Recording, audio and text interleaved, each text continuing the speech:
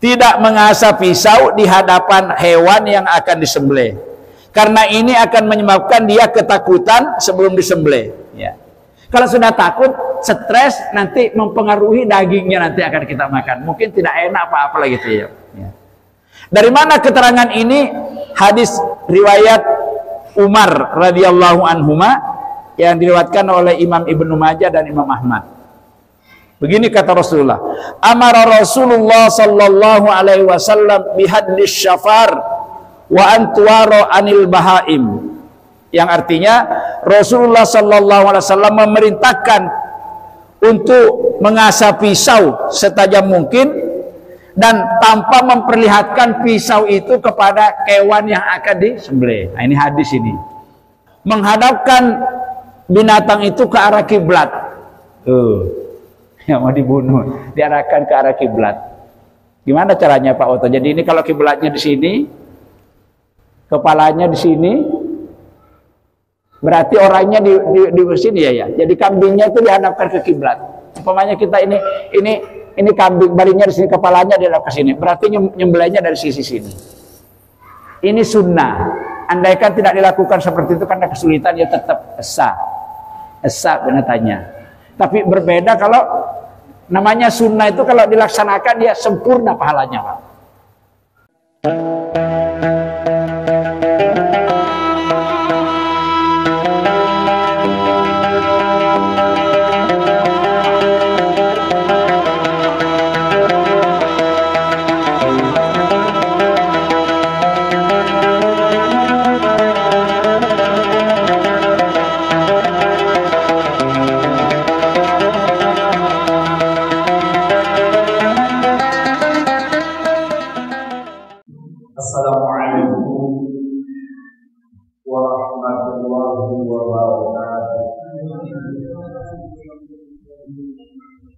Alhamdulillah wassalatu wassalamu ala Rasulillah wa ala alihi wa sahbihi wa mawala wa hawla wa la quwwata illa billah.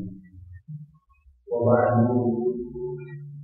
Qala Nabiuna Muhammad sallallahu alaihi wasallam, inna Allaha kataba al-ihsan ala kulli syai'in fa idza qataltum fa'asimul qatlata وإذا ذبحتم فأتوا الذبحة وليحل أحدكم شفرته فليحس بينه فرسول النبي الكريم رواه مسلم. Bapak-bapak dan para jemaah sekalian yang berbahagia nanti akan kita lanjutkan pembahasan atau kajian kita pada malam ini seputar masalah ibadah kurban. Suatu hari telah dijelaskan berdasarkan hadis Rasulullah SAW tentang beberapa jenis binatang yang boleh dijadikan buat kurban. Antara lain bintang, kencang, misalnya kupingnya atau ekornya, apa, dan terlalu kuat binatangnya sehingga tidak akan ada sisa dari lagi. Itu termasuk hal-hal atau hewan yang dilarang oleh Rasulullah SAW dikurbankan. Insya Allah pada malam hari ini kita akan membahas atau mengkaji tentang beberapa adab-adab berkurban yang perlu diperhatikan. Jadi segala sesuatu itu perlu kita menggunakan tetap kita dituntut oleh Allah Subhanahu wa Ta'ala untuk kita berbuat baik. Jadi saya langsung baca bahasa Indonesia yang saya jelaskan. Jadi adab-adab kurban yang perlu kita perhatikan. Yang pertama, hendaknya yang menyembelih itu adalah sahibul kurbannya. Kalau bisa, tidak apa. Kalau bisa. Kalau tidak bisa, boleh diwakilkan kepada. Jadi kalau membutuhkan dia.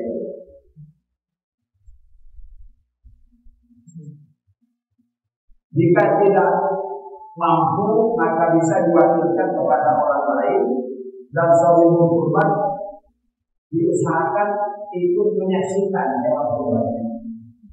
Ini yang terbaik. Ini juga selama dia mampu. Jadi kalau ada keperluan dia berkorban tapi dia berada di luar kota, dia tidak masalah. Cuma beda tadi pahalanya ketika hewan kurbannya itu disembelih sendiri, disaksikan sendiri, jangan diwakilkan kepada orang lain dan menyaksikan. Bukan tidak sah kurbannya, cuma pahalanya berbeda karena itu termasuk hal-hal yang disunahkan, hal-hal yang dianjurkan. Semua ibadah kalau dia dianjurkan itu berarti sempurna pahalanya. Sunnah namanya sunnah. Itu yang pertama. Yang kedua, hendaknya menggunakan pisau setajam mungkin. Semakin tajam semakin baik, semakin tumpul pisaunya semakin tidak baik. Dan itu sama dengan menyiksa hewan-hewan.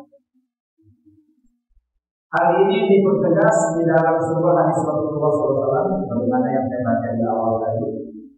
Hadis ini diriwayatkan oleh Imam Muslim. Rasulullah SAW bersabda, Inna Allah katabal ihsana ala kulli syai'in. Sesungguhnya Allah telah mewajibkan kepada seseorang untuk berbuat baik terhadap segala sesuatu. Jadi kita manusia hebat. Kalau orang beriman diperintahkan untuk berbuat baik terhadap segala sesuatu. Baik dengan sesama manusia, terhadap alam lingkungan kita, termasuk juga hewan-hewan, baik yang mau kita sembelih maupun yang kita mau bunuh. Di dalam hadis itu terangkan kalau ada binatang yang mengkambing seperti ular, itu memang diperintahkan untuk dibunuh. Tapi membunuhnya itu dilarang keras menggunakan api dan air panas. Dilarang pada jangan membunuh tikus dengan dibakar saja. Membunuh ular dengan dibakar. Kenapa? Karena besok api neraka juga isinya api dan air lebih. Jadi tetap walaupun itu mengganggu tetap kita bunuh dengan pakai sopan lagi. Itu binatang. Termasuk juga kalau mau membunuh orang di dalam peperangan saja kita bisa tidak ada aturan lain. Sesungguhnya Allah memerintahkan dan mewajibkan kepada setiap orang untuk berbuat baik terhadap segala sesuatu. Sekalipun dia mau membunuh dia boleh tetap digunakan. Lanjut selanjutnya, fa'idah qataltu, maka jika kamu mau membunuh binatang maupun membunuh orang, fa'asinul qatlata, hendaklah kamu membunuhnya dengan cara yang baik. Orang kan boleh dibunuh, kita membunuh orang itu dapat pahala kalau kita berperang. Agama kita diganggu, diacak-acak negara kita. Ya, kalau dulu zaman belanda kita bunuh orang itu dapat pahala. Jadi membunuh itu tidak selamanya berdosa. Ada hal-hal yang memungkinkan untuk orang-orang kafir yang memang mengganggu terhadap orang itu diceritakan itu, tapi membunuhnya itu dengan cara yang baik. Karena binatang saja kita tetap disuruh berbuat baik. Kalau kita membunuh, begitu juga terhadap, apalagi terhadap sesama manusia. Selanjutnya, wa idza zabahtum, kata Nabi, jika kalian menyembelih hewan yang memang layak disembelih. Hewan yang disembelih itu kan dua macam. Ada yang berkaki empat, ada yang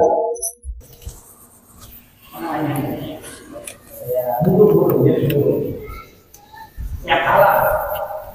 Karena juga memang binatang itu baik yang berkaki empat maupun yang terbang ada yang tidak boleh dimakan. Binatang yang berkaki empat yang dilarang dimakan itu karena banyak sekali jumlahnya yang memiliki gigi taring. Dan kalau dia memangsa, mangsanya itu dicakar. yang dicakar. Koyok kucing, beruang, harimau, apalagi macan, itu tidak boleh, kan itu kan punya gigi taring, maka haram dimakan. Ciri-cirinya itu binatang yang berkaki 4 kalau mau mangsa-mangsanya pakai kukunya sama ikannya itu dilarang dimakan, apapun namanya. Binatang yang dihalalkan dimakan ya seperti yang dihalalkan untuk disembelih. Contohnya koyok sapi, yang sejenis dengan sapi mungkin kerbau, onta, kambing dan sejenisnya. Kambing itu ada yang menyebutnya domba, ada yang kibas, ada yang biri-biri. Saya nggak bisa membedakan itu mana kambing, mana biri-biri, mana domba, mana ya. Nah, itu jenisnya, itu halal. Kemudian apa namanya, burung-burung yang halal dimakan itu semua burung halal dimakan kecuali burung yang kalau mau mangsa-mangsanya pakai kuku juga, kayak burung elang. Mangsa-mangsanya pakai unangkap itu nggak boleh, haram itu. Dan ciri-cirinya kalau memakan itu mendulang pakai kaki Pak, kayak burung nuri, burung kakak tua itu biasanya dipegang pakai kakinya, mendulang dirinya sendiri. Itu nggak boleh dimakan burung. Selain yang seperti itu semua burung halal dimakan, termasuk ya burung apa saja selain yang memangsa-mangsanya dengan menggunakan kukunya. Kemudian ciri-cirinya yang kedua itu kalau memegang makanan didulang pakai kaki, mendulang kayaknya ya guys, itu berarti haram dimakan. Itu dijelaskan oleh hadis Rasulullah SAW. Jadi binatang-binatang predator itu kayak buaya. Nah, kalau buaya itu kenapa tidak boleh dimakan? Hidupnya pada 2 alam. Ini juga, kalau ada binatang hidup pada 2 alam, di darat hidup, di air hidup, itu juga tidak boleh dimakan. Lah kepiting itu meragukan. Saya dulu makan kepiting, sekarang nggak mau karena meragukan. Beda dengan rajungan. Rajungan itu Pak, yang jenisnya kayak kepiting. Kalau ditaruh di darat mati mati hanya beberapa menit mati. Tapi kalau apa tadi? Kepiting tahan berhari-hari. Di air bisa hidup. Maka kepiting itu sebagian ada yang memakan, sebagian ada yang meragukan. Saya termasuk yang meragukan. Tapi enak itu Pak Lolo, itu makan kepiting itu enak. Tapi kalau punya penyakit rematik sama asam urat tambah nemen. Ini jadi wa idza zabatum, jika kamu menyembelih hewan yang memang layak disembelih, baik binatang yang berkaki 4 maupun yang binatang yang terbang seperti burung itu, koyok bebek, ayam, ya. Hendaklah menyembelihnya dengan cara yang baik. Jangan misalnya dibanting dulu, atau sekarang ada Pak, sekarang sapi cepat mati disuntik dulu gitu. Itu termasuk cara-cara yang tidak baik itu. Ya, karena dihilangkan kesadarannya binatang. Coba Islam itu hebatnya, itu Islam itu mau matiin apa masih disuruh ada akhlaknya, ada sopan santunnya, ada adabnya. Selanjutnya kata Rasul, waliyuhidda ahadukum syapratahu. Hendaklah pisau yang digunakan untuk menyembelih itu setajam mungkin. Mau pisau apa golok apa parang ya Pak ya. Karena kalau tumpul itu berarti kita menyiksa hewan Pak, menyiksa binatang itu. Kalau tumpul nanti lama putusnya lehernya. Jadi kalau bisa itu digorok 1 kali langsung putus ya, itu yang terbaik. Nah ini Pak Woto ini dalam hal ini. Pak Woto ini termasuk pembunuh. Pembunuh Pak Woto, setiap tahun membunuh binatang. Ya. Ya. Iya. Jadi walyuhidda adakum sapratu. Ya. Kemudian apa namanya? Paliyafrah zabiatu. Kewan kurbannya itu ditenangkan betul-betul tenang dalam suasana gini. Jangan nggak boleh dalam misalnya kalau dia ngamuk dibanting dia apa nggak boleh. Dipukul misalnya gitu ya.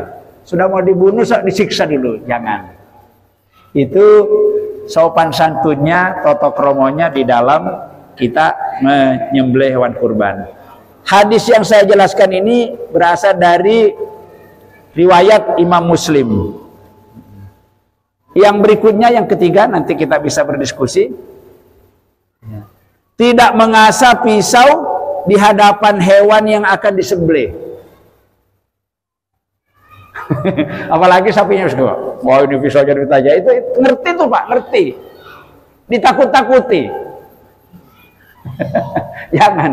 Termasuk contohnya yang di situ itu kalau sedapat mungkin ketika dituntun itu jangan sampai waktu dibelai itu kelihatan, jangan. Itu bisa stres itu. Sapi kambing stres, dan kalau stres itu dagingnya nggak enak dimakan. Nah inilah ya, diatur Pak dalam Islam ya. Ya. Tidak mengasah pisau di hadapan hewan yang akan disembelih, karena ini akan menyebabkan dia ketakutan sebelum disembelih. Ya.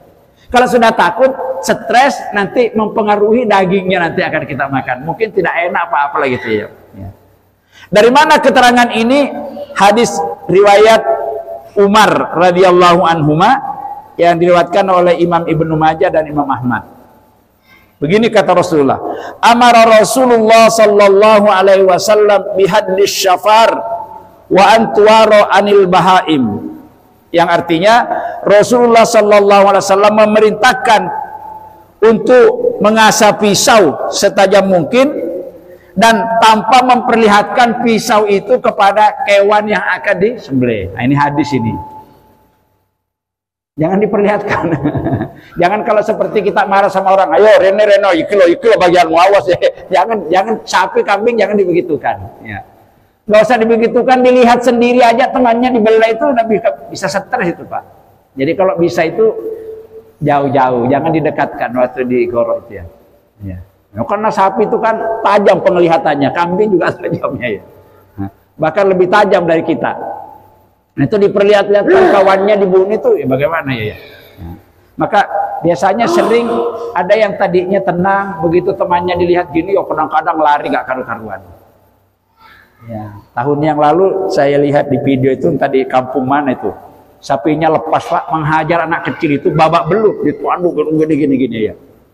Nah, sapi itu kalau ngamuk itu ya hati-hati. Ya. Tapi biasanya orang-orang yang pintar Pak Wato kadang-kadang ada ilmunya itu. Jadi ada ilmunya bagaimana ya pakai menjiwai binatang mungkin ya. Binatang itu ya nggak ngamuan. Diilmui. Jadi binatang itu bisa tenang itu, ada ilmunya. Nah, mungkin pakai doa atau pakai apa gitu ya. Dalam riwayat yang lain Rasulullah Shallallahu Alaihi Wasallam pernah melewati seseorang yang meletakkan kakinya di leher kambing. Kemudian dia menajamkan pisaunya sementara binatang itu melihatnya.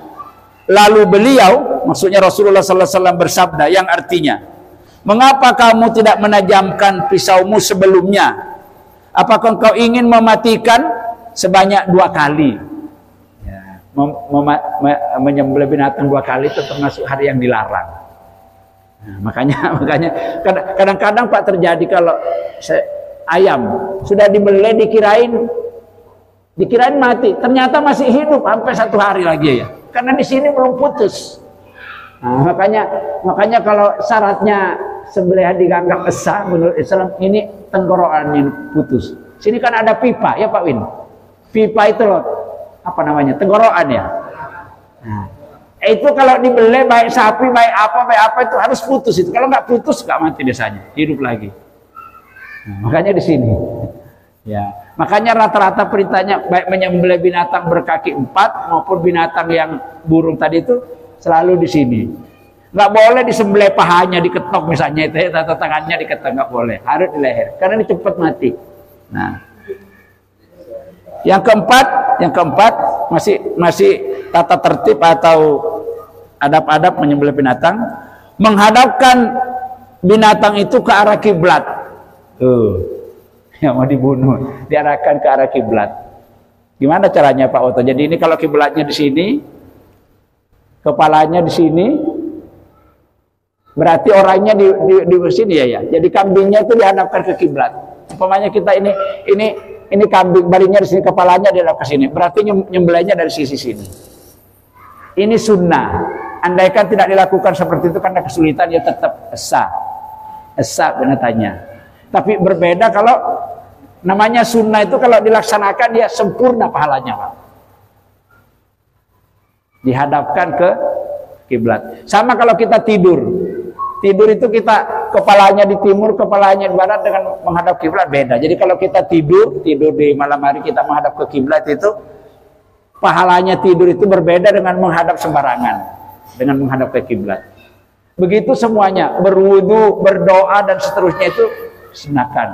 Kalau berdoa menghadap ke timur bukan berarti tidak sah doanya.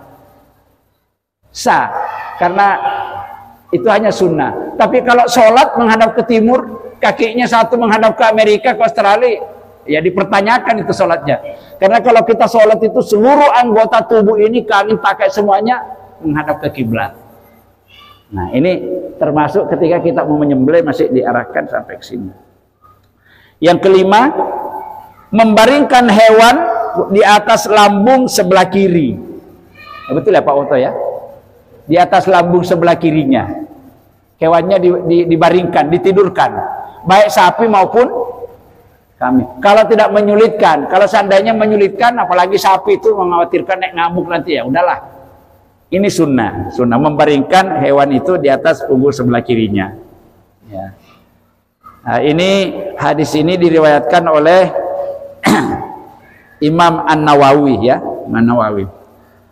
Sampai di sini dulu kita berdiskusi, nanti dilanjutkan tentang seputar ini adab-adab atau tata cara atau aturan di dalam kita menyembelih binatang.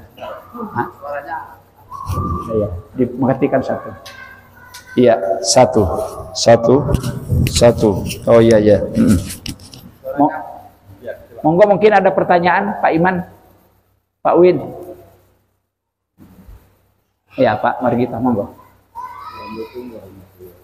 Waalaikumsalam.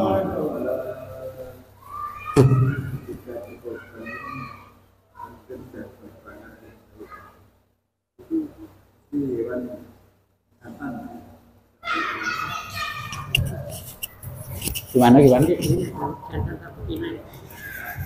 Gak pati kerungu Pak ya. Gimana Pak, binatang hewan kurban oh enggak boleh yang betina, cuma nanti ada umurnya ya, nanti dijelaskan dalam hadis itu umur kambing berapa tahun, umur sapi berapa tahun, itu ada aja ya. Jadi kalau misalnya onta umurnya 2 tahun nggak boleh, sapi umurnya 1 tahun nggak boleh. Nggak boleh.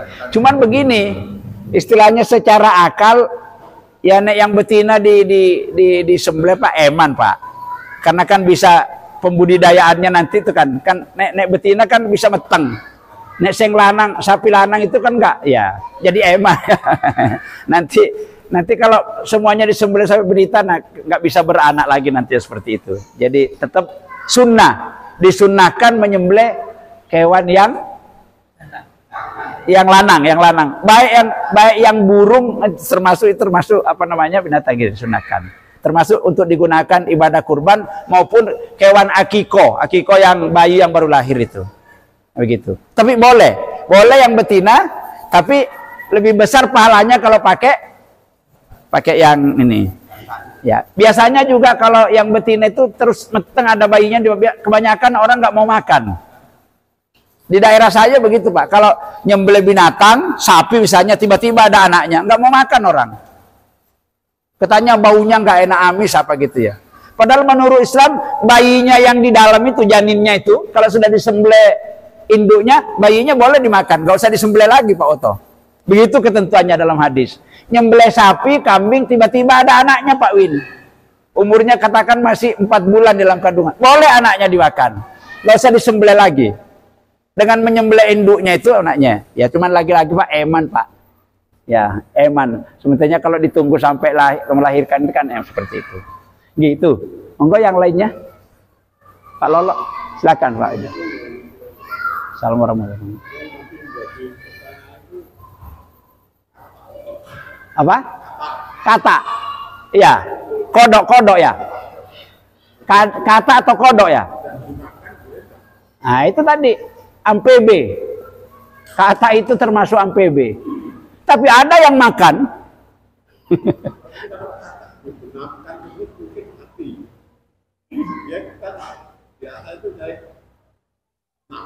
Iya. Mungkin tidak semua kata, mungkin ada yang kata yang panjang yang sering lompat-lompat sampai di atas di anu itu di pohon-pohon. Itu kalau di Jogja Pak, biasanya orang itu dicari kalau malam hari itu kayak gitu ya, pakai sentolop. Kalau bahasa terus nanti bukan kodok yang ting yang sering diadu, bukan itu. Kodok yang kakinya panjang loncat tuh. Dimakan sama sebagian orang Jogja. Saya pernah dikasih gorengannya, tak kira cumi Pak. Saya makan beberapa, setelah bilang, kodok, saya berhenti. Nah, itu sama dengan kepiting tadi itu, Pak Widodo. Sama dengan kepiting tadi itu, hidup pada dua alam. Kalau penyu atau kura-kura, sama itu. Penyu, kura-kura hidup di air, hidup di darat. Penyu itu kalau bertelur aja di darat. Iya di darat, tapi kan hidup di darat, tapi lebih banyak di air. Ya buaya ya. Buaya, penyu, kodok, kata itu termasuk binatang amphibi dan sejenisnya. Nah seperti itu. Ya silakan. Tapi ada yang boleh dikalahkan masyarakat yang dulu kan mencari kiamat tapi itu jelek tapi mendiam aja. Ya betul. Ya. Ya. Nah. Maka itu bisa dijelaskan kayak gini. Yang dikatakan hadis Nabi itu ya. Hadis Nabi itu apa itu hadis? Hadis itu ialah perkataan Rasulullah, ucapan Rasul. Itu jadi hadis. Yang kedua, perbuatan Rasulullah jadi hadis. Yang ketiga, sikap Rasulullah. Contohnya buaya, apa tadi? Apa jawabannya? Nyambe, biawak itu ya.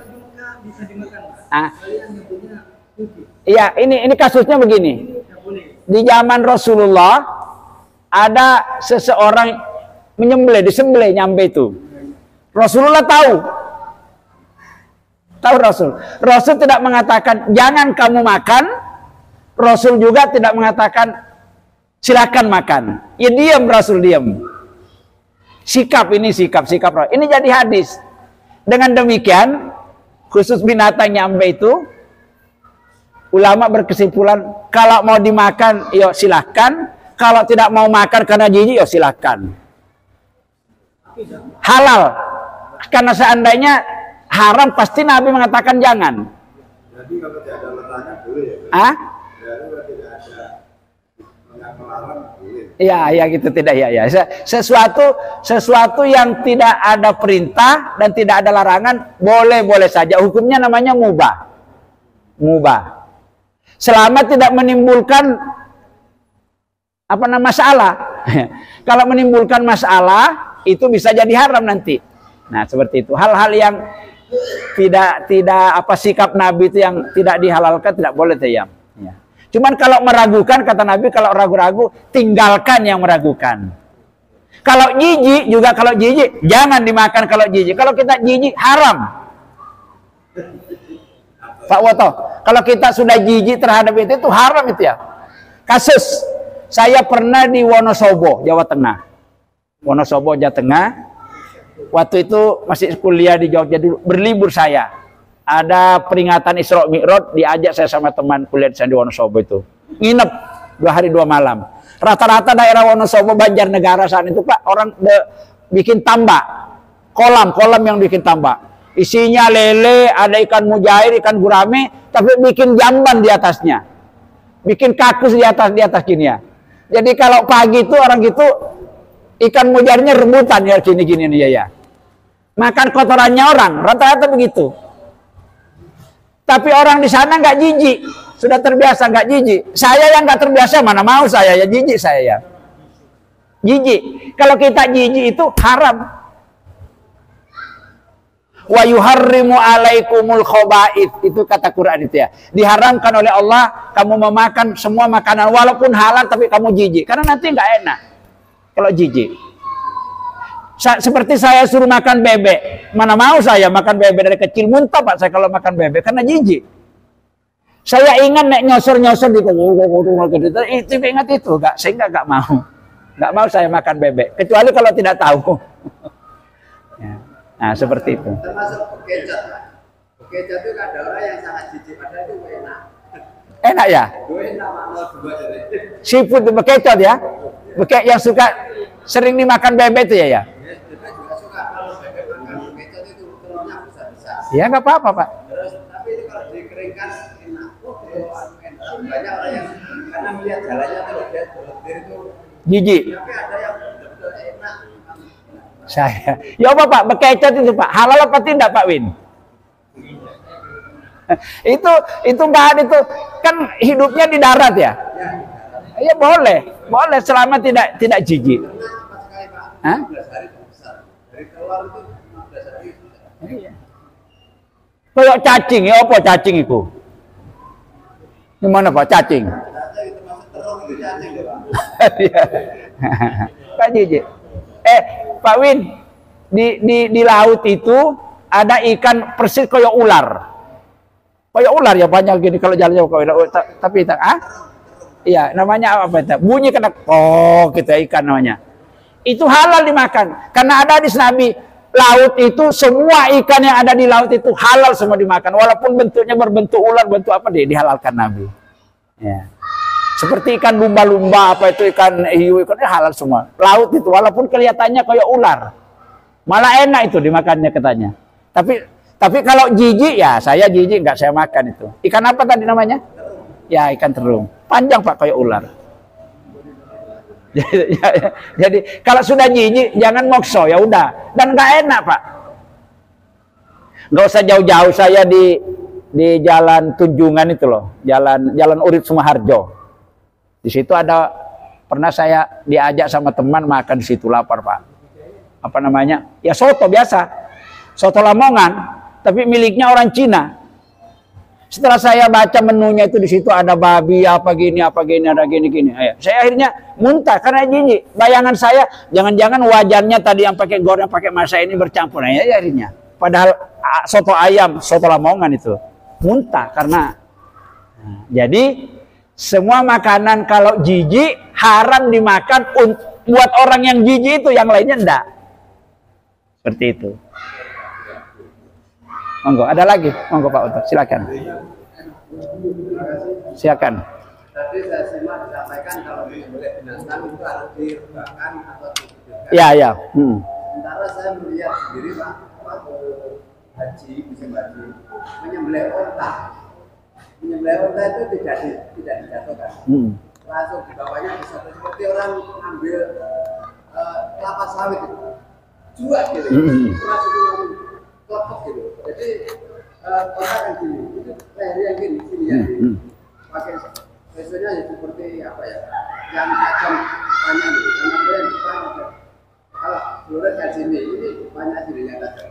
Sokokan gitu itu langsung berat. Ya. Jadi khusus onta, bahkan di ayat Quran dijelaskan itu di zaman sebelum Nabi pun dan di zaman Islam berkembang khusus onta itu bahkan disunatkan disembelih sambil berdiri khusus onta karena onta itu binatang paling taat Pak. Saya lihat juga waktu penyembelihan di Mina cuman dikatakan ya berdiri duduk lagi gitu langsung kayak ditusuk gini ya nggak ngamuk onta itu nggak kayak sapi dan kambing ya itu jadi itu ada Pak hadisnya. Jadi kalau onta itu boleh disembelih karena itu tidak membahayakan. Tidak ngamuk kayak sapi. Kalau sapi sama kerbau misalnya itu kan coba kalau ngamuk kok bisa gitu. Makanya harus diikat. Onta itu mana ada diikat? Langsung ditusuk atau langsung disembelih berdiri patas ya. Tapi ini pernah terjadi Pak. Orang itu akan sekali menyembelih onta. Tapi pesonya tadi ditunjukkan tadi marah Pak. Iya. Ontanya marah. Onta itu bisa sepak seperti orang silat. Iya. Bisa sepak depan, bisa sepak depan, depan, bisa belakang. Orang itu kacau juga pakai kaki. Iya. Ya. Makanya mungkin di zaman Rasul itu pernah terjadi kasus seperti itu. Pasti. Sehingga Rasul mengatakan kalau bisa pisaunya jangan diperlihatkan waktu di asid jangan kalau bisa. Iya, adab. Itu kasus karena ada hadisnya tadi kan? Ya, mungkin pernah terjadi itu sehingga binatang stres itu ketahuan Rasulullah sehingga ya dilarang oleh Rasulullah, seperti itu kasusnya. Jadi khusus onta boleh dianu ya. Bahkan saya baca di surat Al-Hajj itu tentang penyembelihan itu disembelih sambil berdiri. Ya, saya. Karena itu tadi binatang onta sama kambing sama sapi itu berbeda jenisnya. Kalau kambing itu rodo angel tuturannya. Ya, angel tuturannya. Kalau onta itu binatang paling taat, Pak. Silakan ya. Nah.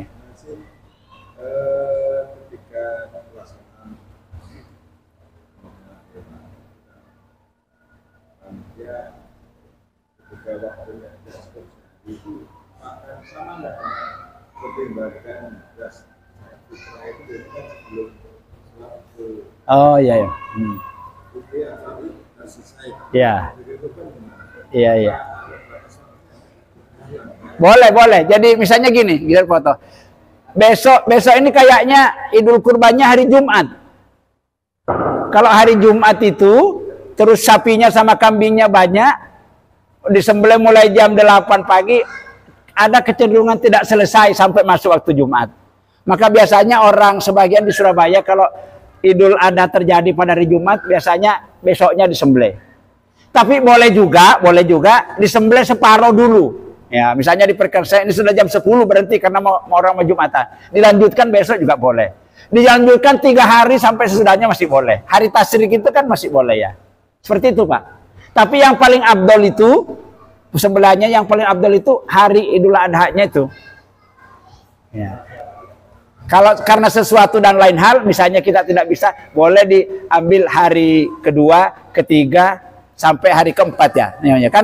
Kan yang hari Tasyrik itu 3 hari setelah Idul Kurban. Jadi hari raya Idul Kurban nggak boleh puasa, haram. Ditambah 3 hari sesudahnya. Tanggal 10 ya, 10 Zulhijjah ya. Tanggal 11 haram kita berpuasa, tanggal 12 masih haram, tanggal 13 masih haram. Berarti 4 hari. Nah, hari Tasyrik 3 hari sesudah itu masih boleh kita melakukan sembelihan binatang.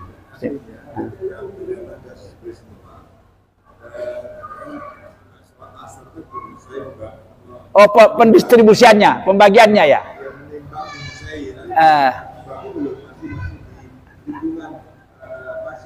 Iya. Iya. Boleh ditunda sampai besoknya lagi ya. Boleh. Masih waktunya ya. Jadi begini, zakat fitrah dan kurban itu ada waktunya, Pak. Kalau sudah lewat, sudah masuk tanggal 14 bersama sudah nggak sah. Dagingnya juga kalau disedekahkan bukan sedekah daging kurban, sudah sedekah biasa. Sama dengan zakat fitrah. Zakat fitrah itu kalau dibagi sudah selesai orang Idul Fitri, maka kata Nabi bukan zakat fitrah lagi, masuk sedekah biasa. Maka hati-hati kalau kita jadi panitia. Maka malam takbiran itu harus selesai semua. Boleh paginya, pagi hari raya Idul Fitri dibagi selama orang belum selesai sholat Id. Maka yang sering terjadi seperti di musola di situ. Mau diberi zakat fitrah kemarin di musola tengah saya. Tapi orangnya pulang. Bagaimana Pak kayak gini ya? Nanti kalau ambilnya akad dulu. Pak Hadi sampean kebagian zakat fitrah karena Pak Hadi pulang kampung. Ini Pak nanti saya titipkan sama Bawoto. Nah ini sudah akadnya. Nanti itu boleh. Akadnya dulu. Ya. Kalau sudah ada akad seperti itu diberikan nanti setelah beberapa hari boleh itu. Tapi kalau diberikan tanpa akad gitu nggak boleh. Harus diselesaikan gitu. Itu namanya ibadah mahdo. Ibadah mahdo itu terikat dengan waktu, Pak. Ada waktunya. Monggo, ada lagi Pak Lolo. Lihat apa? Mendengarkan apa ya sesama orang ini pergi kebagian zakat.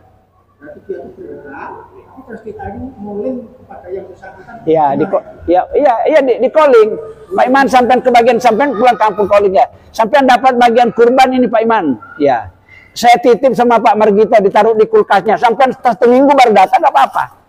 Tapi nanti kalau sudah selesai hari Tasyrik baru dibagi ya enggak jadi, enggak, sedekahnya itu bukan bernilai sedekah kurban, sedekah biasa jadinya seperti itu. Kenapa? Waktunya sudah.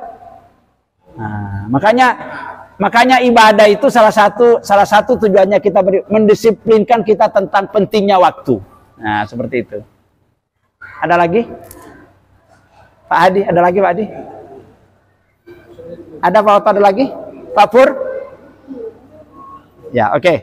Belum ya, kita tambahkan sedikit lagi. Ya. Nah, ini yang paling penting. Kalau ini bukan sunnah ini ya. Ya, hendaklah membaca bismillah atau menyebut nama Allah ketika binatang itu disembelih. Ya, disembelih harus menyebut nama Allah. Kalau menyembelih kambing, menyembelih binatang, menyembelih ayam, baik untuk dikurbankan, untuk akikah atau dimakan sendiri, tidak menyebut nama Allah, itu berarti makan bangkai. Haram. Haram, Pak. Ini pentingnya basmalah ya. Orang nyembelih kambing, nyembelih sapi, nyembelih ayam, nyembelih bebek, ketika menyembelihnya tidak membaca bismillah atau tidak menyebut nama Allah yang lain, haram dimakan. Karena yang paling abdal itu kalau kita menyembelih binatang kan bismillahirrahmanirrahim. Tapi boleh juga Allahu Akbar, innalillah, subhanallah, boleh asalkan nama Allah disebut, boleh. Tapi yang umum di hadis itu bismillah. Ya, ini dasarnya, ini dasarnya. Allah berfirman di dalam Al-Qur'an surat Al-An'am ayat 121, wala taqulu mimma lam yadhkurismallahi alaihi wa innahu lafisq. Janganlah kalian memakan ya hewan yang disembelih ketika disembelih tidak menyebut nama Allah, karena perbuatan itu termasuk perbuatan fasik. Perbuatan fasik itu perbuatan durhaka. Ya, berarti melawan Allah. Haram dimakan. Nah, sekarang bagaimana ayam yang kita beli di pasar itu dan di supermarket? Beli dagingnya dari Australia lagi itu, bukan di Indonesia, dari Amerika itu ya, dikit ya. Bagaimana itu hukumnya makan itu? Nggak jelas itu. Halal apa haram ketika disembelih tadi itu nyebut bismillah apa enggak? Ya apa kira-kira itu ya? Nyembelihnya pakai mesin lagi. Sekarang banyak penyembelihan binatang dihilau langsung terpotong kayak gini, yang baca bismillah. Nah, itu bagaimana gitu? Iya, gimana itu? Kan kita nggak tahu. Hah? Iya, sebentar dulu kita selesaikan. Bagaimana? Begini semuanya. Kalau ragu-ragu, tinggalkan. Kalau ragu-ragu, tinggalkan. Atau yang nyembelih misalnya bukan orang muslim nyembelihnya, nggak boleh dimakan. Kalau bebek sama ayam, insya Allah mungkin sebagian besar rata-rata kan di Indonesia masih muslim itu. Tapi daging yang dikirim dari luar negeri itu loh Pak, di supermarket itu. Yakin nggak kalau disembelih itu waktu baca bismillah? Itu pakai mekanik itu menyembelihnya. Nah, jadi kata Nabi rumusnya Pak Widodo, tinggalkan yang meragukan, kerjakan yang meyakinkan. Ya, apa ini? Kalau sudah ragu-ragu itu nanti bisa terperangkap dalam perbuatan haram. Sudah ragu-ragu ya. Tapi kalau ragu-ragunya sedikit, kata Nabi, ketika dimakan sebutlah nama Allah. Mudah-mudahan itu Allah mengampuni. Kalau meragukan tadi misalnya kayak kita beli di pasar bebek gitu ya. Ya. Cukup ya? Nah, cukup. Nanti akan dilanjutkan minggu depan, ini ada sampai 12 ini. Masih adab-adab penyembelih belum selesai. Dilanjutkan nanti pada sesi berikutnya. Demikian beberapa petunjuk Rasulullah Sallallahu Alaihi Wasallam di dalam persoalan menyembelih, baik sembelihan itu untuk kurban, untuk akikah ataupun sembelihan untuk dalam kehidupan sehari-hari kita. Semuanya tetap harus mengikuti aturan-aturan yang telah ditetapkan oleh Rasulullah. Karena kita ini Muslim. Muslim itu urusan makanan itu Pak sangat penting. Karena kalau kita makan barang yang haram, apa? Doanya nggak diterima oleh Allah. Makan ayam haram, makan nggak diterima doanya oleh Allah. Itu bahayanya. Dan bisa menimbulkan penyakit. Demikian beberapa pembahasan mengenai adab-adab atau tata tertib di dalam mempersembahkan ibadah kurban yang kita akan persembahkan kepada Allah Subhanahu wa taala. Semoga Allah memampukan kita bisa mengamalkan sehingga kita terhindar dari hal-hal yang dilarang baik oleh Allah maupun oleh Rasulullah sallallahu alaihi wasallam. Terima kasih atas kebersamaan dan perhatian Bapak Ibu semuanya. Untuk sempurnanya majelis kita ini, kita tutup bersama-sama dengan membaca doa kifaratul majlis. Bismillahirrahmanirrahim. Subhanakallahumma wa bihamdika asyhadu an la ilaha illa anta astaghfiruka wa atubu ilaik. Walhamdulillahirabbil alamin. Wassalamualaikum warahmatullahi wabarakatuh.